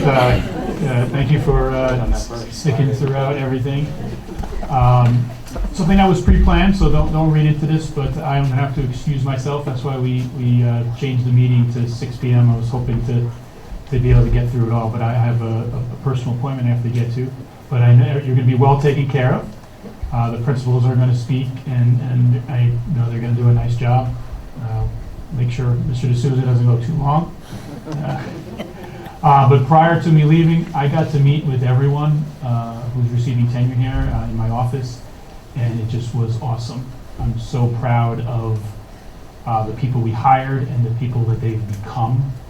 I think I probably said it, most of them, I can't believe it's been 4 years. Like, I remember sitting with them in my office, debating whether to hire them or not, but it was easy decision to hire them, and meeting with them again showed that we made a great decision and our processes are great, and they're just amazing people and have done amazing things, and you're going to hear about it tonight from the principals. So congratulations to everyone. Don't take me leaving personal. And it's great to see all the staff that are here and the families that are here to support everything. Remember, Mr. Cherubi, your parents got to take you out to dinner. That was part of the deal, right? Already done. Oh, you already did. I'm done. All right. So I'll turn it over. Mr. Lynch, are you starting us off? I am. All right, so I'll turn it over to you as I exit, but thank you, everyone. All right, it's my honor to speak about Brittany Bornstadt here. So I first met Brittany almost exactly 4 years ago at the SUNY New Paltz Teacher Fair. And for those who haven't experienced it, the candidates get exactly 15 minutes before we all get yelled at and the next person rotates in, no matter what. So it's tough to make a good first impression. And even in that tiny window, Brittany really stood out. She was well-spoken, passionate, and super hungry to learn. We could tell immediately that she was a go-getter. And looking at her resume, she had things like Skyline Conference Scholar Athlete of the Year, and she was a multi-year captain for Mount St. Mary's Soccer. That 15 minutes turned into a very large interview committee, which I know she remembers. And she was really up against, we get great candidates. She was up against some new teachers, but mostly veteran teachers with a significant amount of experience. Good for her. We don't hire based off of experience alone. And we saw an incredible amount of potential within her. Her work ethic, her core beliefs, and we truly believe, the committee believed, that her drive would pay dividends over the course of hopefully a 30-year career here at Spack&Kill. And 4 years later, I can safely say she's on her way, and we won the bet. Brittany has grown so much that at times she now sits on the other side of the table, sometimes helping us interview teacher candidates herself. And we had a nice moment in one of our committees where after we asked a candidate a particularly grueling question, she looked at us and she said, "I'm so grateful you didn't ask me that question 4 years ago." And I paused and decided how I would respond, and I eventually looked at her and said, "Brittany, we asked you that question. You must have blacked out." But in seriousness, the reason she doesn't remember that question isn't just nerves. It's because she has evolved so far past that version of herself. This growth was no accident.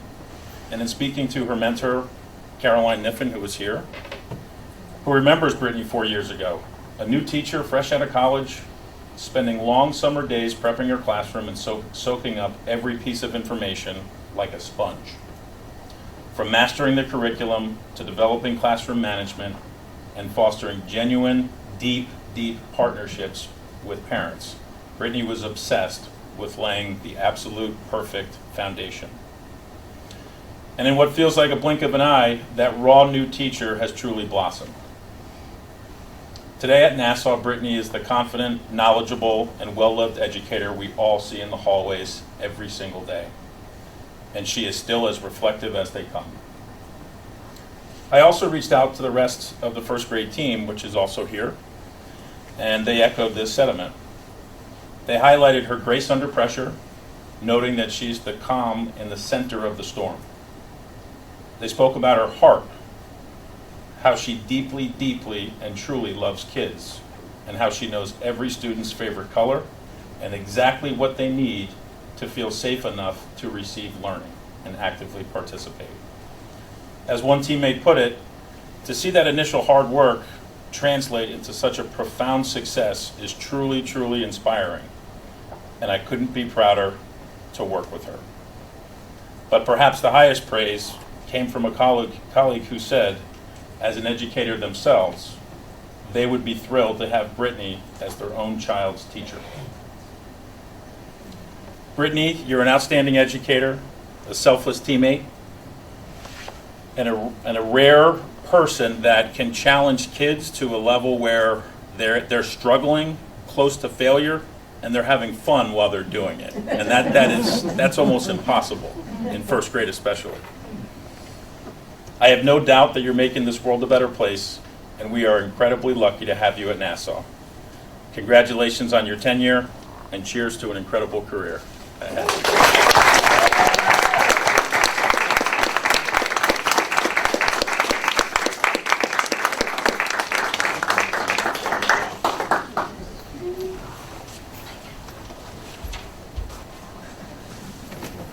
Sneak this way a little bit. So I'm actually going to start with Olivia Rothfuss. She unfortunately cannot be here tonight. She has a family thing going on, and certainly wish she could be here. So we first had the opportunity to bring Olivia to our district. When we did, we knew we were getting someone special. In fact, we kind of joked that we stole her from St. Martin's, and from the moment she arrived, it's become clear that the decision was great for our students and our community, particularly at Hagen. As an AIS teacher, she works with many of our students who need the most support, and she approaches that responsibility with incredible poise, energy, and compassion. Delivering small group instruction is not easy, especially when the needs within that group can vary so widely. Yet Olivia has a remarkable ability to differentiate within those groups so that every student is supported while still maintaining high expectations. She incorporates movement, she changes up her approach, and keeps students engaged in ways that lead to real buy-in. That speaks not only to her instructional skill, but also to the relationships she builds with kids. You see it in the morning when everyone's hugging her in the hallway. Olivia is also committed to growing in her practice. She is currently working toward her Orton Gillingham Associate Certification so she can deliver the kind of intense and explicit phonics instruction that our students need. And she approaches that work with the same level of professionalism and dedication we see every day. She understands the importance of strong foundational literacy skills and is committed to delivering that instruction with fidelity. She's meticulous, so she makes sure everything is documented beyond. Beyond her work with students, Olivia has become a valued member of Hagen. She brings positivity, humor. She goes to Sharp, so she also brings good pranks. She has meticulous attention to detail in everything she does.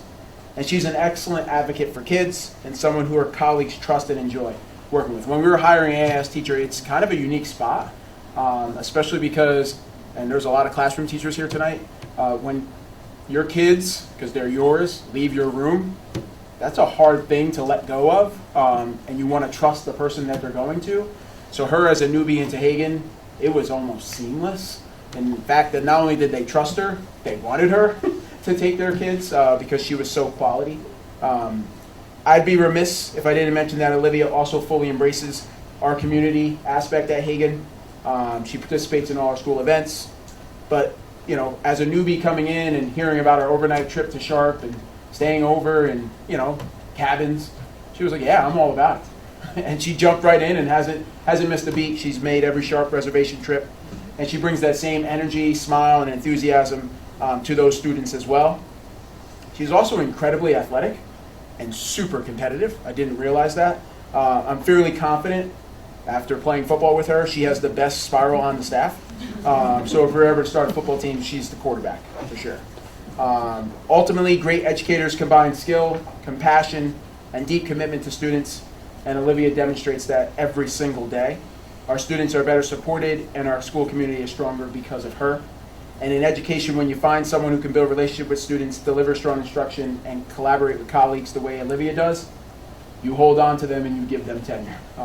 So it's my pleasure, and I'll accept on her behalf, Olivia Rothfuss for tenure. So.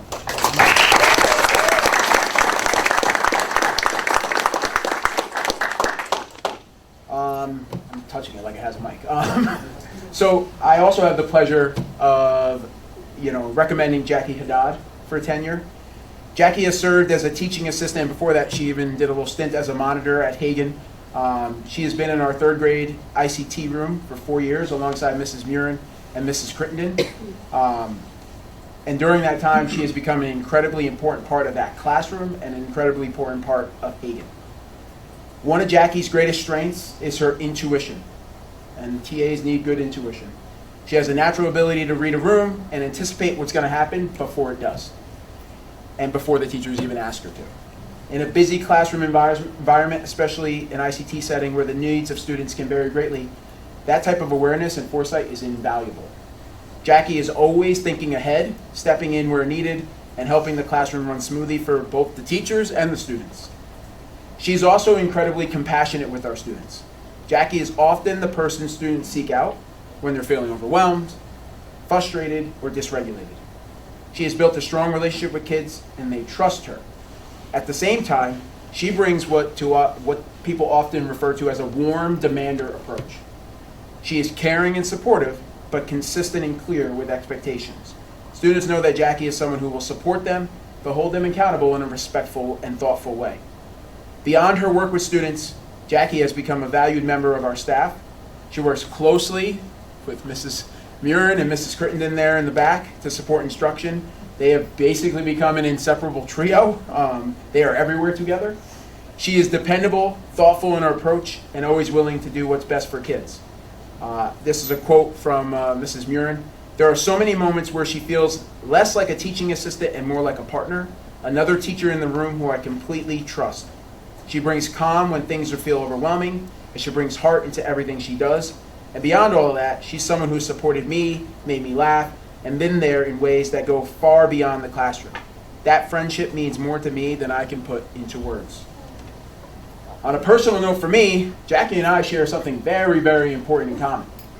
We're both huge Knicks fans. Yeah. As any Knicks fan knows, that requires a certain level of loyalty, patience, and blind optimism. But those loyalty and patience and just sheer optimism, not blind, Jackie brings to her work every single day. And while we're talking about Jackie's consistency, I should also mention that she may be one of the most consistent dressers I've ever met in my life. Jackie wears black every day.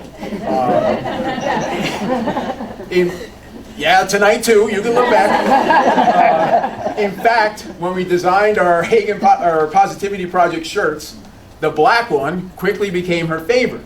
So every other color choice we have made, me and Mr. Lynch, let's just say every time I hand her a shirt, her look is a very honest one about my design. We'll go back to black eventually. Ultimately, great teaching assistants bring compassion, consistency, and a deep understanding of students. Jackie demonstrates those every single day. Our students are better supported because of the work she does. It is my pleasure to recommend Jackie Al-Haddad for tenure.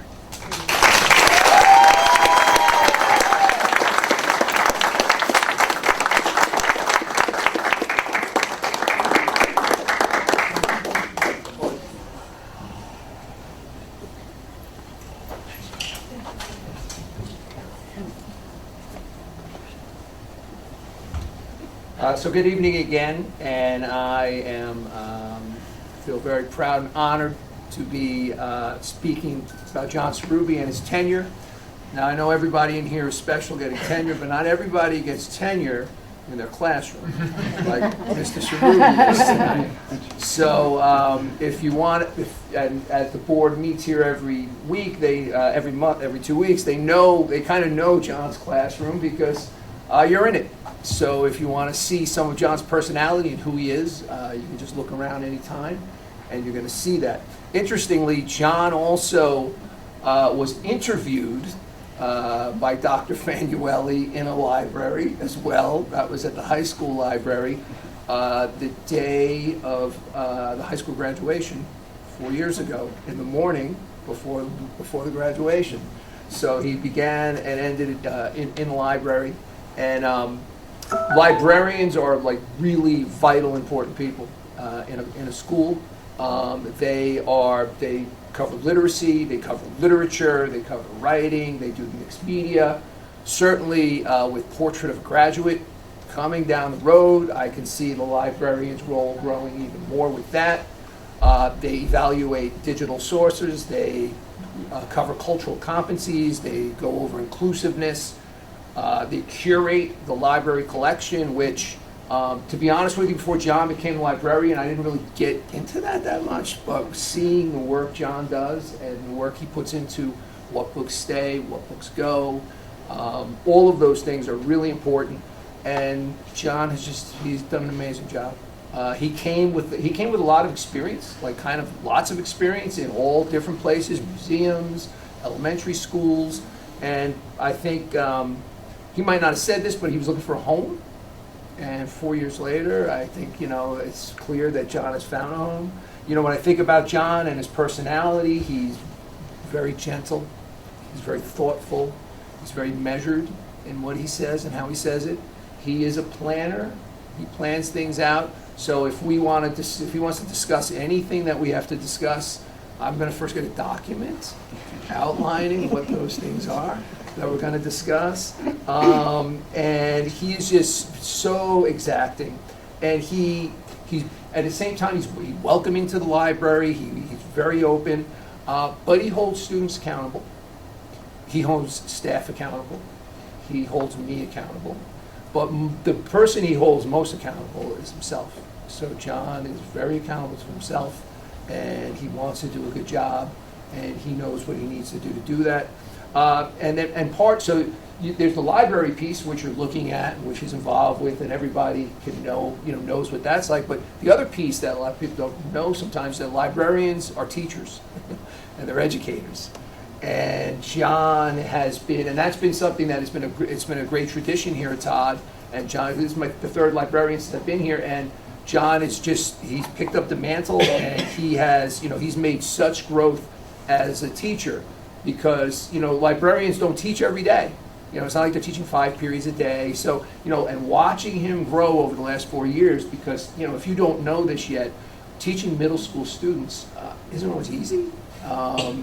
And you really have to get to know them, and it's just to watch you grow through your evaluations, and seeing you informally has been amazing. And watching you make that adjustment, because you've taught both elementary students, you've taught adults. Watching you get to middle school and working with you has been really rewarding for me. Watching you grow. He works with all departments.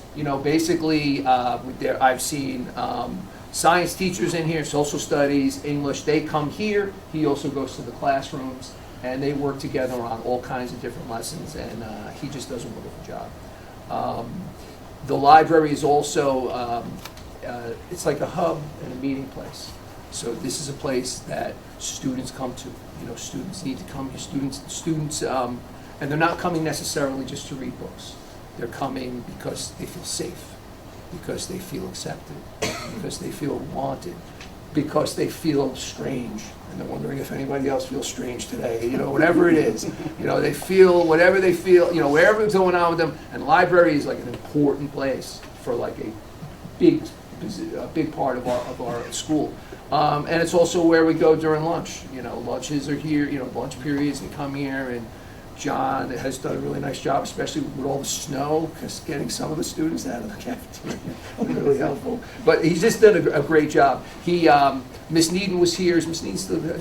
She had to leave. So Miss Needham works with him closely, and they do a great job together.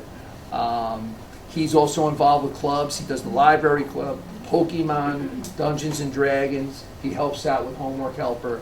And I mean, it's just been such a pleasure getting to know you and to watch you grow as an educator. And to find, and that you found a home. I'm so happy, and I feel very honored and very grateful to you. And congratulations on receiving your tenure. Thank you.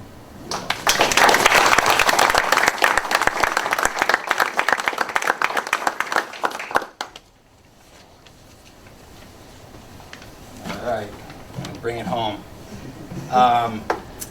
Some advice, everybody, congratulations. Just some advice I've said in the past. You're not asking for it, but I'm going to say it anyways. When I got tenure as a teacher, I struggled with kind of thinking that it was a big deal. My principal actually said, this is kind of a big deal, and I just said, yeah, but it's not going to change anything for me. It's not going to change my work ethic or what I do. And I just think it's very important that it's good to remember that it's an investment. You're an investment. You've invested in the district, and the district has invested in you, and kids rely on you. And it's really important to just continue learning and growing. And it's an exciting time, but just keep that in mind that, for me, I was a tenured teacher. I gave it up. Then I moved here, tenured AP, gave it up again, and now I'm here again, working towards tenure again.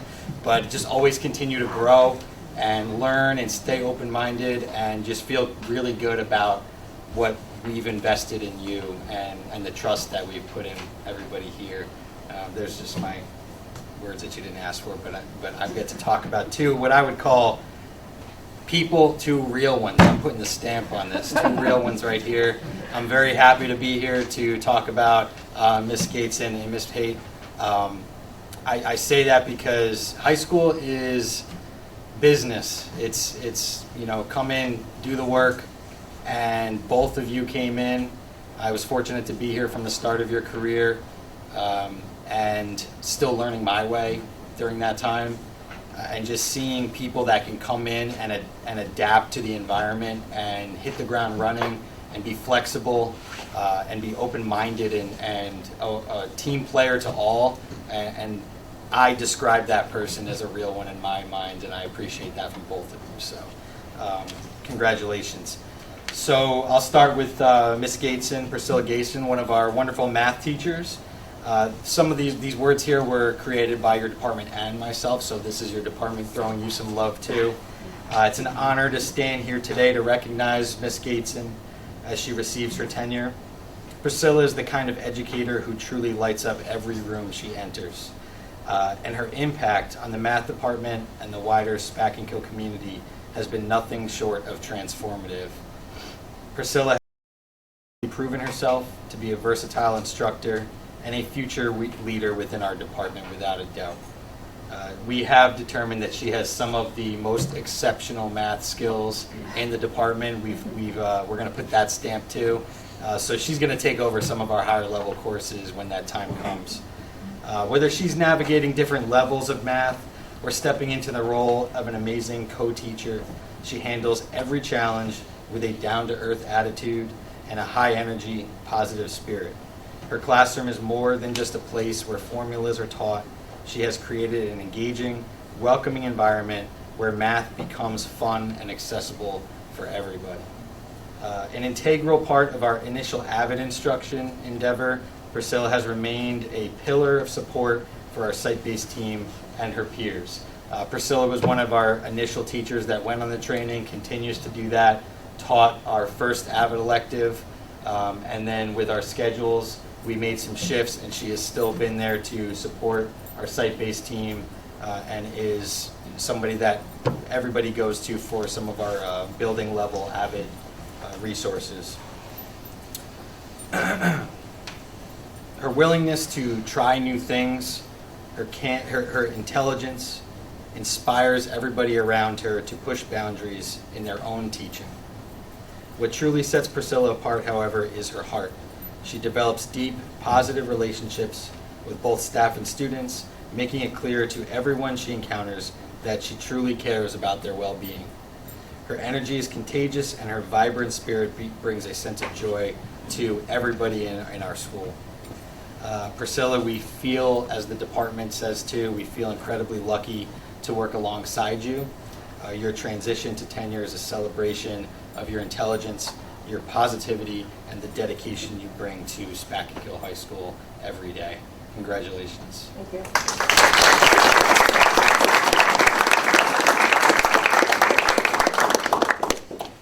All right, Miss Diana Haight.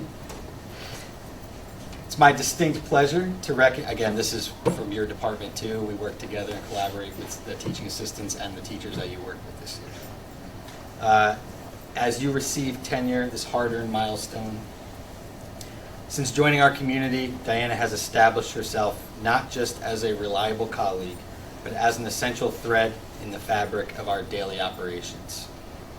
Diana is a consistent and reassuring presence in our building. I want to highlight consistent. Like, I don't feel like we get to see each other that much, but it's one of those things that in my role, when I can rely on somebody and count on them, and I know they're there, and I know they show up, and I know they're on point, it means so much, and I don't get the chance to say that often enough, so thank you.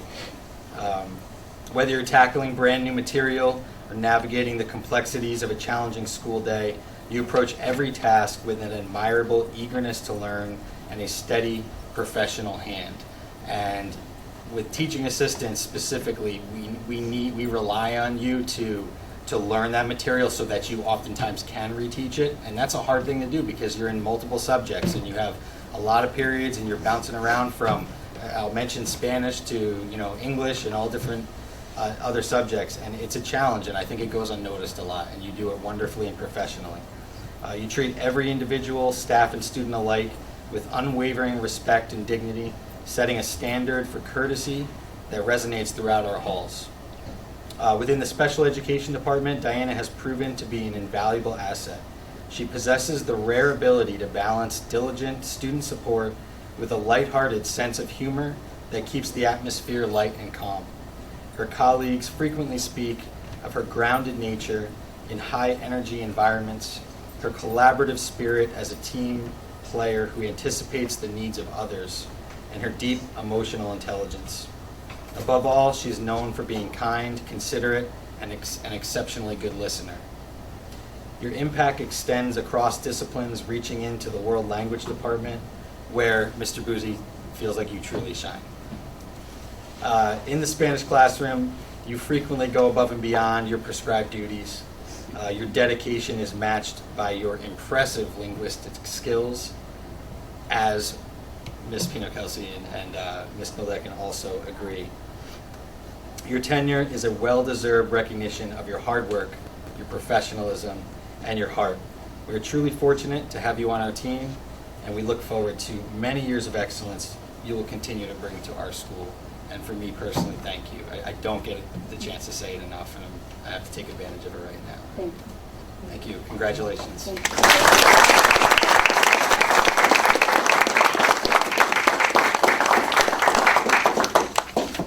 So there are tenure certificates, but being approved, they were just all approved tonight, and our board president was not here to sign them. Your tenures are all approved, we just don't have signatures on the board president on them, but congratulations. This along with the retirement ones at the end of the year is one of my favorite parts of being in Spackenkill, is that we're a small enough, I know I say it every time, but that we're a small enough district to be able to do something like this and hear about each tenure individually. A school the size of Arlington or Wappingers District or even Hyde Park, to go through all the tenures that they must have to prove in 1 year and speak about each individual one would be an impossibility. We're really lucky enough here to hear that. And we're lucky as board members just to approve the recommendations from the administrators on their behalf. We're also lucky our community gets to hear how great all of you are doing at your jobs. I think that's really important for our community to hear each and every one of you. Like I said, the investment that goes into this is huge, and for them to be able to hear that is significant. So thank you for all the administrators that spoke, and congratulations to everybody who received tenure tonight. Anybody else? I'll just certainly add my note of congratulations as well. Your administrators know you certainly better than we do, but it's just wonderful to hear the testimonies, and I hope really validates and affirms your confidence in the jobs that you're doing, to hear that kind of support. But to me, what's also so wonderful at these events is to see the support you have from your colleagues, and to see so many familiar faces in here, co-teachers who took time out, 2+ hours now, out of their warm evenings, to come here and support with you and sit alongside you. Just says so much, I think, not only to you, but about us, I think, as a whole district. So it's wonderful to see that as well. So congratulations to you, to your administrators, to your colleagues as well. So thanks so much. Okay, moving on, 8.01, I was advised there are no board correspondence to go over. Are there any comments from the public on non-agenda items?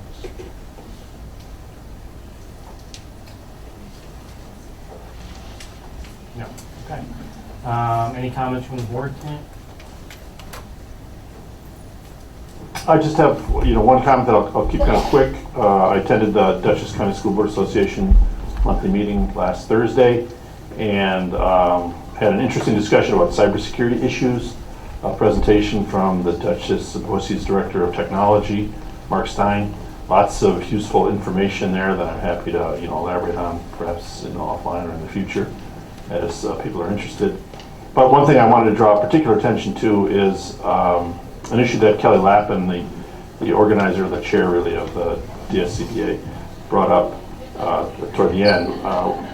Members of the DCSBA had received an email from the Lower Hudson Education Council regarding the prospect of electric buses, and it contained both a petition that that group has prepared and a template of a letter that they're offering to districts, and suggesting that districts perhaps write and personalize and send to the New York State Public Utilities Commission. So there's a lot of information in the petition. It's 10 pages long, but I want to bring that to everyone's attention. And again, the signal point is that the LHEC is requesting that districts endorse this petition in the form of a letter that we would draft together, presumably with the superintendent, although there's also the option for the board to send a separate letter of its own. So this is something we can consider and discuss. There's not really time, or it wouldn't really be appropriate to do it tonight, but I talked about this earlier with Dr. Fanuelli. He had alluded to this in his update to us at the end of last week, that they had been meeting on his end with the superintendents, and so he thought it'd be a good idea to bring it up from this side. And so Sandra's distributing copies of the petition and the template, the letter template. So I guess the idea would be if we could have an opportunity to review those over the next days, a couple of weeks before the next meeting. And yeah, I have a copy already. And we'd have an opportunity to talk about it at that point at our next meeting. So you should have 2 documents, yeah, each 2 documents. One a 10-pager and the other a single, front and back. Thanks very much. Anybody else?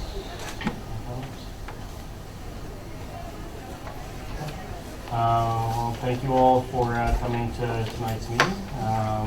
Last part is 8.04, comments from the superintendent, who is not here. Dr. Moulton, do you have any comments you'd like? No, thank you very much for asking. Yeah. Okay. Just wanted to make sure. Thank you for that. All right. With that, I will ask for a motion to adjourn the meeting. So moved. Is there a second? Second. All in favor?